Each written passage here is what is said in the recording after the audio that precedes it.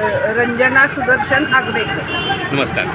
आणि आपण राहता कुठे आणि इथे लक्ष्मी रोडला कुठून आलाय आपण? मी बाणेरून आलो, पाटील नगर. Okay okay. आणि बावधनमधनं. बरं.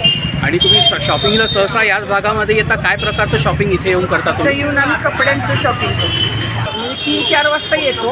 ओके. आणि त्यावेळेला गर्दी जरा कमी असते. अच्छा. नाहीतर आम्हाला ट्रॅफिकचा खूप त्रास होतो. तो त्रास जास्त वाहनांचा जाणवतो? त्रास होतो, काय? आवाजाचा त्रास होतो, रस्ता क्रॉस करताना त्रास होतो. ओके. आणि तुमचं लहानपण पुण्यामध्येच गेलं? मूळचे पुण्यामध्ये?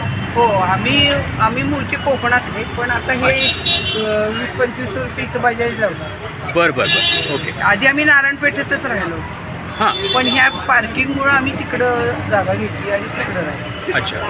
मग जुनं नारायणपेठेतलं तुमचं घर तेव्हा राहत होता, तेव्हाचं आणि आताचं हा गावातला पेठामधला भाग, याची काही तुलना करू शकाल? काय बरं होतं? नाही, कंजेस्टेड झालं जास्त इथं, आणि तिकडे शांतता आहे आमच्या. खाली फिरायला वगैरे सगळं आहे. म्हणजे 25 वर्षांपूर्वीची नारायणपेठ तुम्हाला अजूनही तशी मिळाली तर आवडेल? ओके. आणि त्याच्या मागचं काही कारण सांगू शकाल स्पेसिफिक? 25 वर्षांपूर्वीची नारायणपेठ का आवडेल त्याचं?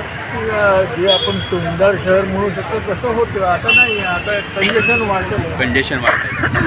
आणि दुसरी म्हणजे सगळं इथं जवळ होतं ना, मंडई. त्यावेळेला आम्ही भाजी सगळं मंडईत आणायचं. इथं लक्ष्मी रोडला संध्याकाळी आम्ही बसायला यायचो. अच्छा. ओके. फिरायला म्हणून किंवा जनरल मस्तानी प्यायला जायचं. ओके. आता हे सगळं आम्ही मिस करतो. विसरलात तुम्ही तसं? हो, ते त्या पुण्यात सगळं चालत जाण्याचं अंतर होतं.